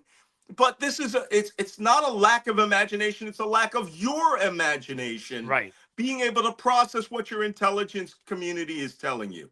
And You, this you is need to why come in with an open mind like you would anything else. When I've worked on run political campaigns, strategy, this, that.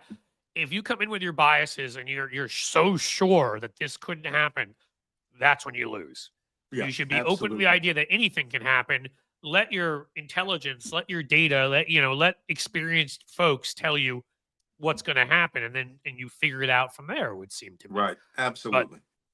so with all of that, we were going to get to something important, that I think can probably unify everybody here, which is you were developing a plan and how you believe we should react to the inauguration of our own extremist lunatic nut in this country. And I figured we wanted to have you on to talk about that. Sure. Yeah, I wrote a Substack last week, which I'm going to restack after Christmas because people just aren't paying attention to it. But it's Yeah. called, How to Start a New National Resistance. And Mark Elias, the lawyer, Uh-huh. who's doing brilliant work, said the Democrats, the progressives, liberals, never Trumpers, need to create a new opposition, and the opposition needs to be synchronized, synthesized, and work together. Yes, because that's the job of the Democratic Party and the political body. When I Right. say a resistance, I mean you, the individual, Yep. your mindset, your posture, how you are going to face this world when it comes. The average person who's listening to you, the average person who's on Twitter or Blue Sky, Facebook, Instagram, whatever, they don't ever they're expecting to be given some sort of, tips and Yep. communications that will help them at a single individual level resist what's going on. And Right. so what I said in this Substack is, look, here's 3 things you can do, which actually came out to 4, right? That you can do to start by programming counter inauguration, activities. And the first one is very, very simple: a 100-hour media blackout. I Starting the like it. morning, 8 a.m. of the 20th, or whenever you want, turn it off. Turn the TVs off. Turn off, if so, don't follow the inauguration in social media, all right, at all. Just Okay. do not engage in it. Do not take part in it. Don't bring your presence to it. And this So is something, social media, are you saying don't respond there either? yes. Because I, So, I I mean, already refuse if to you want watch to, if cable, and I've got my sources. I'm sure you're familiar with some of them because you go on them like me, like Stephanie Miller and sure, Hal Sparks. The sexy liberal universe is my universe, yeah, but um, the other stuff I mean, that's easy, and I don't think I could stomach watching Trump be inaugurated and having right, all of our leaders there treating him like it's normal. So sure. very easy So for me to not watch it. but if we coordinate this, right, we get Yes. this word out there so that there's the great inauguration blackout. Here's the kicker: one, it's quantifiable, because the news Yep. media will know who's not watching. Not at Yep. all. And this is when I say, do not change the channel on there. Your 1 second on their channel will be counted as viewership. We want to personally show them the power of not watching you or participating in this. Number 2, by doing that, it becomes a story. And by the Yes. end of the week, when PR, that what I 100 always hours say. goes out, the Yes, media will be spectacle going, hey, wait creates. a minute. Yeah. Go ahead. Yeah, Go go ahead. on. I'm sorry, Malcolm. Yeah, the media will say, hey, wait a minute. Wow, there was a huge blackout. And, these people chose not to participate. And, I actually made a joke that we should form a political action committee that could be called NOPE, NOPE, right? Not our president ever. and, I kind of to like where it. we just say, you're having your time. This is the guy you voted for. 77 million of them voted for you, right? But 76.5 million didn't, and 90 million didn't vote at Vote at all. all. Yeah. You right? So don't come up here and tell us this is a mandate. Don't come up and shove your lives in our face. We don't care what you say. We'll catch it the following Saturday when we turn our systems back on, and maybe I will focus it on, making people watch Jonathan Capehart and Michael Steele's show only, Yep. because Right. those are The two couple people who are people that are pretty being, fair arbiters. yes, they've been honest. I still love that Jonathan Capehart. I had a video I did that went viral on here and got, I don't know. I mean, you got not crazy viral, but 125,000 views or something. When Capehart, when he basically ripped Hugh Hewitt. Hugh Hewitt started crying and stood up and threw down his microphone and said, "I'm leaving and I quit." And I was very I proud. I remember don't know that. Jonathan Capehart personally. I'd like to just to Such a shake nice his guy. hand on the fact that he made Hugh Hewitt cry like a little baby and storm off. So that was Yeah, nice. well, but his show and other shows are on the chopping block now. Anything that is openly opposed to Trump is likely to Right. be cut. Like I So find let's Lawrence show. O'Donnell to be very helpful on, like But I'm if not. we, Yeah, go ahead. Go ahead. Sorry. but if we, as rejectionists, right, and resistance, if we can focus our financial savvy, which is our presence, and this, by the way, comes from a philosophy of Dan Savage, the sex columnist, who would I've had say him that. on a past podcast. He's Love terrific. Dan Savage. Yeah. Great. He's a brilliant guy. I spoke to him recently. Hilarious. And Dan's philosophy is, if you cannot accept us as we are, we will remove our presence from your life. Right. And this is how you get people that reject homosexuals or transgendered Right. people, but want you to, keep being involved in their life. No, you have to work with a strategy of absence, not a strategy of in your face protest. Right now, we know Trump wants in your face protest. And we know, let's be honest, some of the most activated people out there in Antifa are actually violent extremists of Black Bloc and the anarchists and these other groups, and they want to hijack this movement.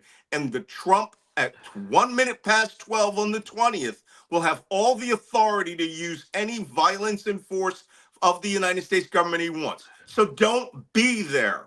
But if you must be there, that leads me to another strategy you can use. The first one was 100-hour blackout. The second one was the great Twitter walk-off at 12 noon on the 20th to protest President Musk. Okay, if you are not a major influencer, which means hundreds of thousands of followers, delete your Twitter account. Okay. Delete it. I used to have 100, but it's magically fallen by about 15,000 in the last month because I've been planning. I've been downloading my data, and of course, it always cuts off in the middle. So I had been planning to actually shut it down. I haven't yet because the a-holes there can't seem to give me my data so I can be done.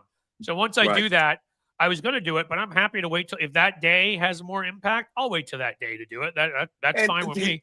The only thing that I say is that guys like you, influencers, people like myself, I have 1 million followers. I lost 100,000 followers in a day.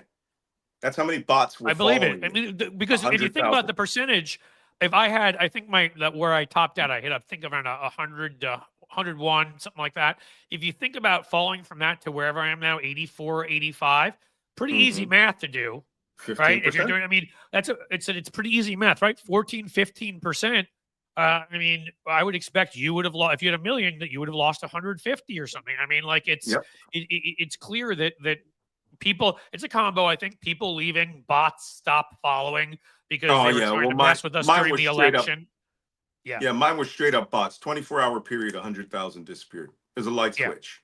So the great Twitter walk-off, or the great Twitter walkout to protest, President Musk. And that's my addendum. I this time I have to interrupt because I'm going to say my addendum to what you're saying is to continue saying what you're saying, everybody. President Musk, it drives Trump freaking nuts. He's already starting to complain about it. He's already starting to tweet about it. President Musk, say it constantly. He will. Those two are going to get in a fight. Let's speed it up. Yep, works for me. So that is what's going to, we propose, happen at 12 noon. If you have your Twitter account or you deactivated it, reactivate it so that we can quantify the loss. If we could get millions of people to delete simultaneously, anyone who's on Blue Sky to get rid of your accounts, do it. But if you're like a big ticket guy like myself, they could seize your handle if you leave it. We want people to stop using it. Right. I will block all comments. I will just stop using Twitter. Well, that was my only problem, Malcolm, to be honest with you, is I always planned that I was going to lock it down. I was going to stop using it. I was going to, and that would be it. My only concern was, I'm not saying I had the followers you had, but I have enough of a public profile as somebody who is, an author and all of that kind of stuff. I don't want someone stealing grabbing my identity and doing that. So don't delete. Guys like you don't delete. You guys just stop engaging. The anger algorithm there is based on your engagement having fights with other people. Oh yeah, I haven't been doing that for a while. Stop engaging, you can keep your handle, but it's the equivalent of you walking away. Right. I'll keep my handle and I'll even, put on the lock and lock it down. I don't care. And then there'll be almost zero engagement. It'll drive them nuts. Right. I'm not looking for engagement. I just don't want anybody squatting with my name and my, Yeah. And that's fine. You can do that. But the algorithm will still see it as zero, right? Cool. Waterfall to nothing. So the third thing that we recommend is that there are alternative methods of protest to actually getting out there. One of them includes getting out there. One is that you can actually apply for your tickets right now to attend the inauguration by writing to your congressman. I believe there's a link, inauguration.org or something like that, that you can go to and request tickets. Request them. Request 2 per person. That's the limit. And don't show up.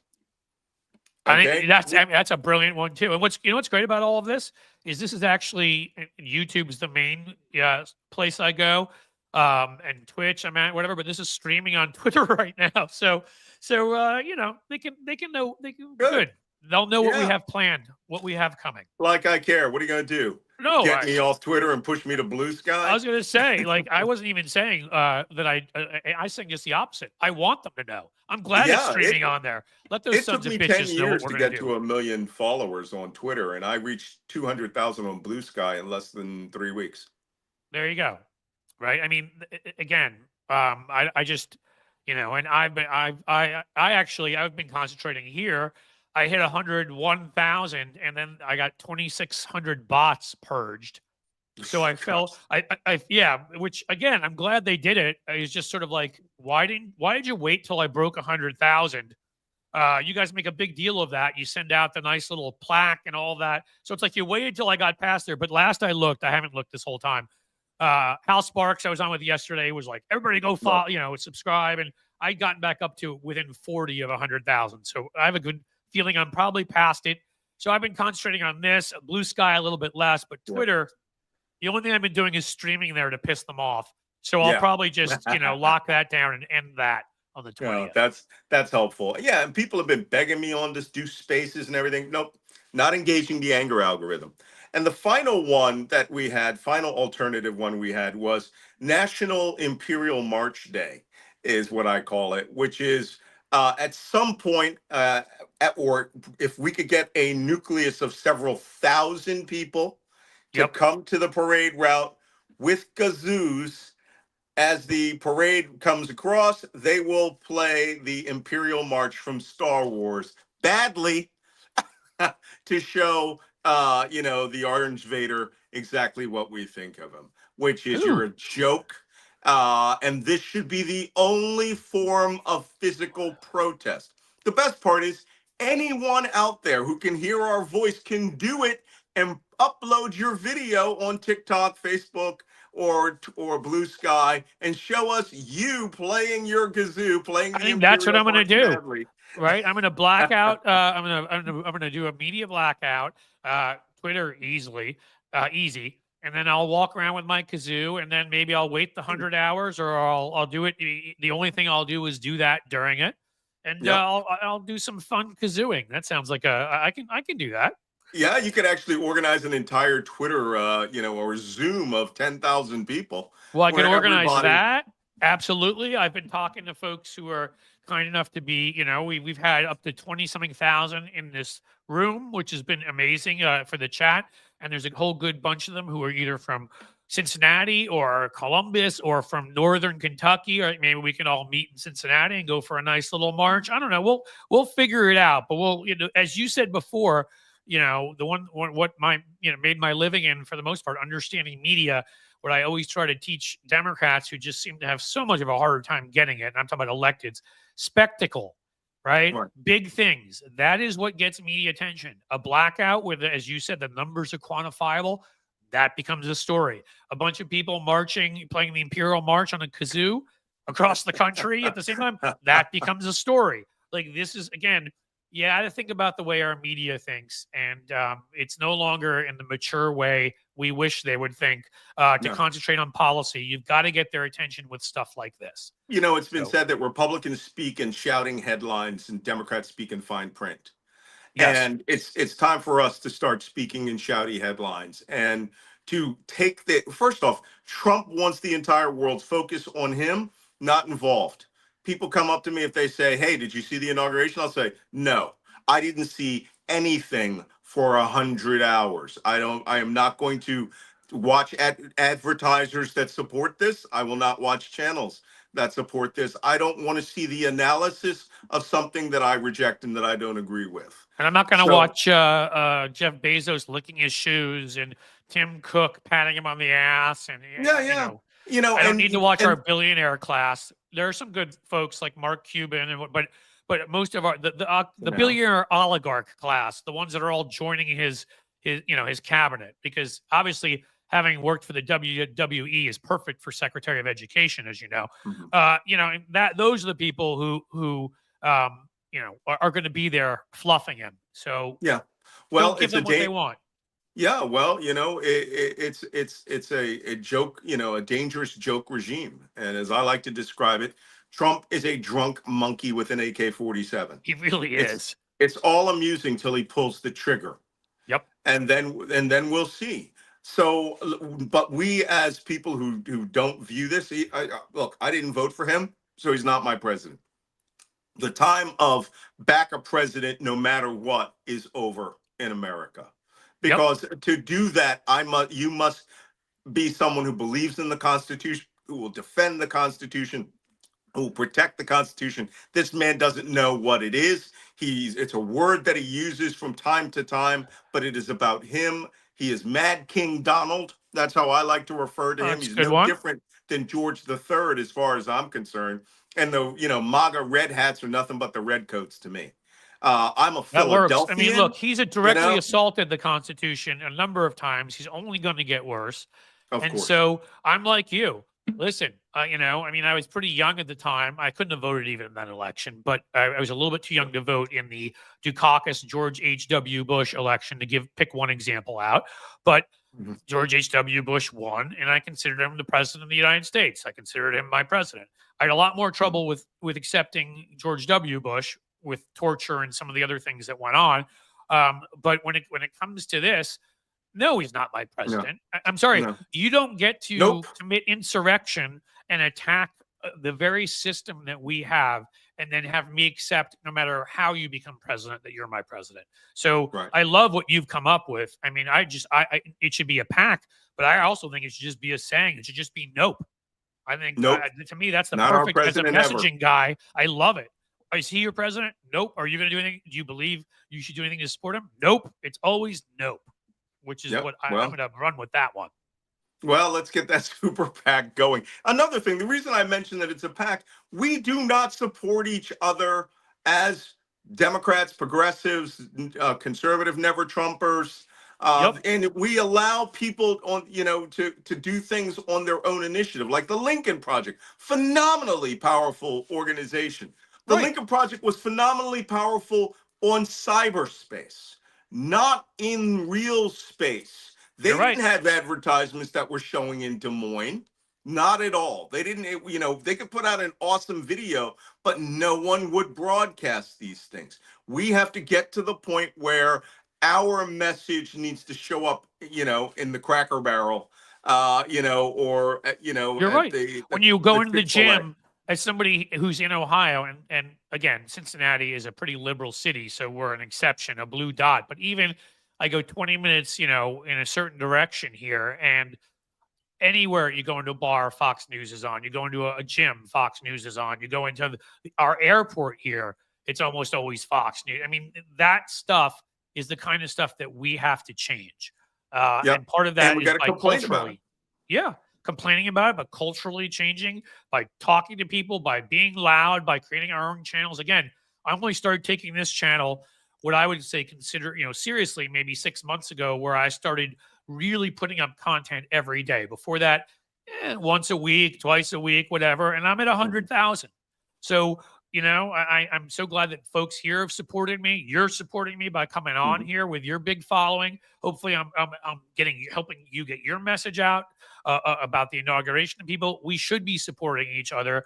If in the end we care about winning this thing, if it's all just about adulation and money, then fine. Everybody just support themselves and do their own thing. But if it's actually about caring about the country you're from and being embarrassed that we could have elected this thing again, that I won't even call a human, and that Elon Musk, this zero EQ lawn chair personality loser, exerts the kind of power that he does, and Mike Johnson, who, when he's not busy, monitoring his son's adult entertainment viewing, is out there losing votes.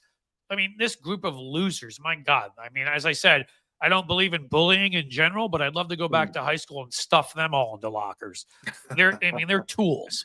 Don't worry, And they're we should metaphorically being stuffed into lockers right now. yeah, well, let's keep it going. All right. Well, that's what I have to say. I agree that we need to create our own new information ecosphere, and some people need to understand that we have to learn the lessons of the failure of the Women's March in 2017, which was they massed all this power. They got the pink pussy hat to be famous, and the minute that march ended, infighting started. Everyone wanted to get their own donor to give them their money. That's and it's like, no, we need to create a national resistance organization who, unlike Indivisible, which was a great idea at the beginning, you don't just say, okay, I've got a PDF of 20 points or 10 or 15 points, and go do your own thing and never hear from us again. You have to actually create an organization that is not the Democratic Party. That I agree. is wholly independent of it, that will help push the Democratic Party to do the right thing by, like, not bending at the knee or not accepting this, or to force congressmen not to come to the inauguration. Yep. Okay. Well, I think that organization is going to be called Nope. And I think we're talking to people here. I mean, I think it's great. And we're going to share everywhere where people can find you up here. Thank you, Jim, our moderator, our head moderator, for doing that. And I will have you on for periodic updates to keep the crowd, knowing what you're doing. I'm sure they'll be reading you more and listening to you more if they don't already. But I'm going to be checking in with you as I do privately, Malcolm, so that I can have my texts read back to me in Russian, because I always that's still one of the initially creepiest and then funniest moments of my life, that I'm like, well, I speak French. Why is Malcolm doing this in Russian? I'm going to go in and I'm going to write back to him in French just to screw with him. And I go in because I'd been dictating it. And I go in and I see, holy crap, he didn't say that in Russian. That was just read to me in Russian. And I'm like, oh, our friends are listening. Yeah, there's a watch section that has duty on Malcolm Nance. So, don't use text. For that purpose. Well, Signal is how I will be contacting you. That will be the plan. And I'll be talking, because what we can do leading up to it on Blue Sky, here on my channel, other channels, I think are your Substack are all conversations that we should have. So Appreciate it. I will be in touch. You're still one of my heroes again. I mean, if you hadn't been out there speaking as strongly, again, I think people will never understand what side, having sympathy for Gazan children, having sympathy for Palestinian children is something I have more than the 30% of Muslims, by the way, who voted for Trump. Not the 70% who did the right thing, but the 30%. And yet people will never get, unless they are Jewish, and I'm not religious at all, and I'm not even that ethnically Jewish at all, but when you see people saying things that echo history where bad things have happened to your family, having people that are outside of your sphere who are not Jewish speaking out and calling out anti-Semitism is a pretty important and powerful thing. So I can never thank you enough for that, because you had a large account, a large voice, and you spoke for people like me. So thank you. Doing what's right never hurts. I'm going to go with that. I like that. You take care. If Merry Christmas. I think you said you're a Catholic, so you're a Christmas kind of guy. We do both. So we're, Merry Christmaka, I guess you could say to us. Christmahana Kwanzaa. That's right. Kwanzaa in there too. I should have thrown that out. I should not forget that. And don't forget people to send people to see the wicked version of the description of Hanukkah. It's brilliant. Where is this? I want to do that. It's on Twitter. It's a musical number called Wicked Explains Hanukkah, and it's brilliant. Oh my God. Well, then I have to see it. Okay. I appreciate it. You take care, buddy. All right. Take care, Cliff. All right, folks. The one and only Malcolm Nance. And yes, I know there was some disagreement in here and people debating aspects of what he was saying. But the thing about Malcolm that I like is with the military and intelligence background, he's always given this from an intelligence perspective. And it doesn't take away from innocent lives lost. And it doesn't mean, again, I'll let Malcolm speak for himself. I speak for me and say what I think about Netanyahu and the far right in Israel and lives lost. And I don't differentiate, be they Armenian, Palestinian, Jewish, whatever. But I do take serious offense at, even before anything had been done, some of the initial comments coming out were just like, well, Zionist Jews shouldn't even be there anyhow. And we can debate that some other time about artifacts found and things of that nature. And I don't even want to get into that. And partitions accepted by some sides and not others. But you know what? Doesn't much matter. Innocent people should never be tortured, raped, murdered, and none of that should happen. None of what happened in Gaza should have had to happen, should have happened. Okay? That was by design by Hamas. And so, we can, if you disagree, we can agree to disagree, unless obviously you're a blatant anti-Semite, in which case we can agree to just never talk again. That's how we would handle that. Anybody have any positive thoughts they want to offer going into the Christmas and the Hanukkah? I mean, she never said that. The Kwanzaa. I almost was laughing too hard to say that. Anybody doing anything exciting? Anybody avoiding MAGA relatives? Anybody anything interesting you want to say? Go for it. We'll probably have a couple of, there you go, Paul Young, civilly disagree. There you go.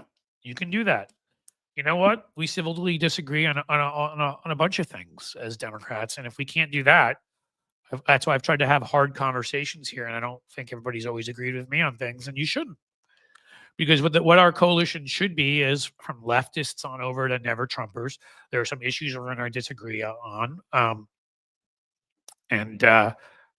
Unless to me, it's the basic humanity of people, be they Palestinian or Jewish, be they gay or straight, be they black or white, and on and on and on. That is not a disagreement we will ever discuss.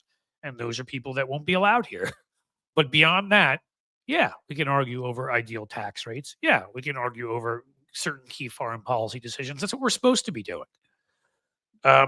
Sheldon Hughes, thank you for the $5 super chat. coming in before the deadline, wishing everyone a Merry Christmas and Happy Holidays. I do the same. I hope you guys all. Jim Williams still has the Christmas wish for Merrick Garland to be fired. I am with you. You may have, I've said before, seen my fun and back and forth argument with Marcy Wheeler about that, on who I consider to be incredibly wrong about Merrick Garland, particularly in an understanding of his PR role as a leader. But we won't get into that fight right now either. Thank you for all the people. Lisa Lopez, great hearing from Malcolm, whatever. A lot of people have said that. I've been really, I've really enjoyed, I'll be thankful, I'm thankful for something. All of you who've allowed me to do this, all of you who have responded when I've asked for super chats and super stickers, who've become members, understand what we're doing here. We're building something. It's sort of what Malcolm talked about. Michael McAndrews, thank you so much. Festivus for the rest of us. That's a good thing. But who have understood what we're doing. I mean, I'm doing this because I always sort of naturally enjoyed broadcasting, and something I did was a talent, I suppose, something that I was going to go into potentially, except for our cable news is terrible. Sorry, I did that by mistake. Benny Loco, making funeral arrangements isn't a bad idea. Yipes. That's dark. I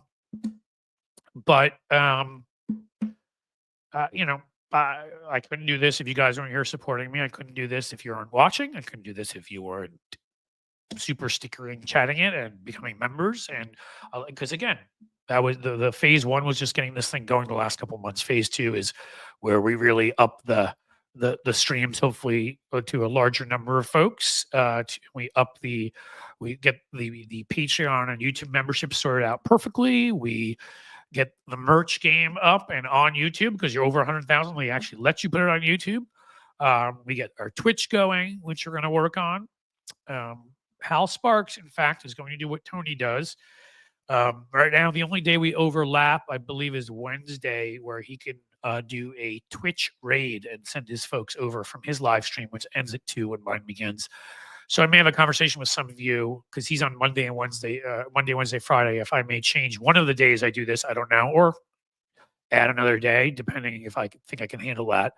It's a lot, but because then Hal could throw folks this way 2 days. But there are plans. Again, this has to be a channel. This has to be a network, organization, whatever you want to call it, of all of us able to get a voice out, able to get a message out.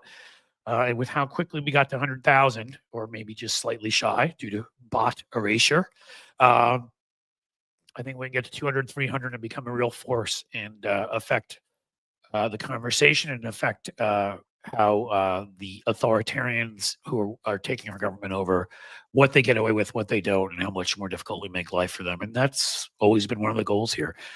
And to push Democrats to be tougher, because some of the statements about pardons and this other crap lately has had me in a bad mood. And I think there are a number of younger, more aggressive, like the video I did on Chris Murphy and Maxwell Frost. It came from one of these live streams. Like, that's the way. And there are a lot more of them out there, and we need to get them more press. And the wimps who tend to, be of an older generation need to be sort of led the way out. So those that are willing to fight will be there. Because to talk of pardons and talk of Elon Musk like he's some genius and not, some guy with a common sense of a lawn chair really pisses me off when I see Democrats doing that. It angers me more. I put a lot of time into fighting for these causes, that party, which I am a member of. Okay, I didn't mean to get off on all of that. But you guys, you've made this possible. So let's keep this growing. Let's keep it going.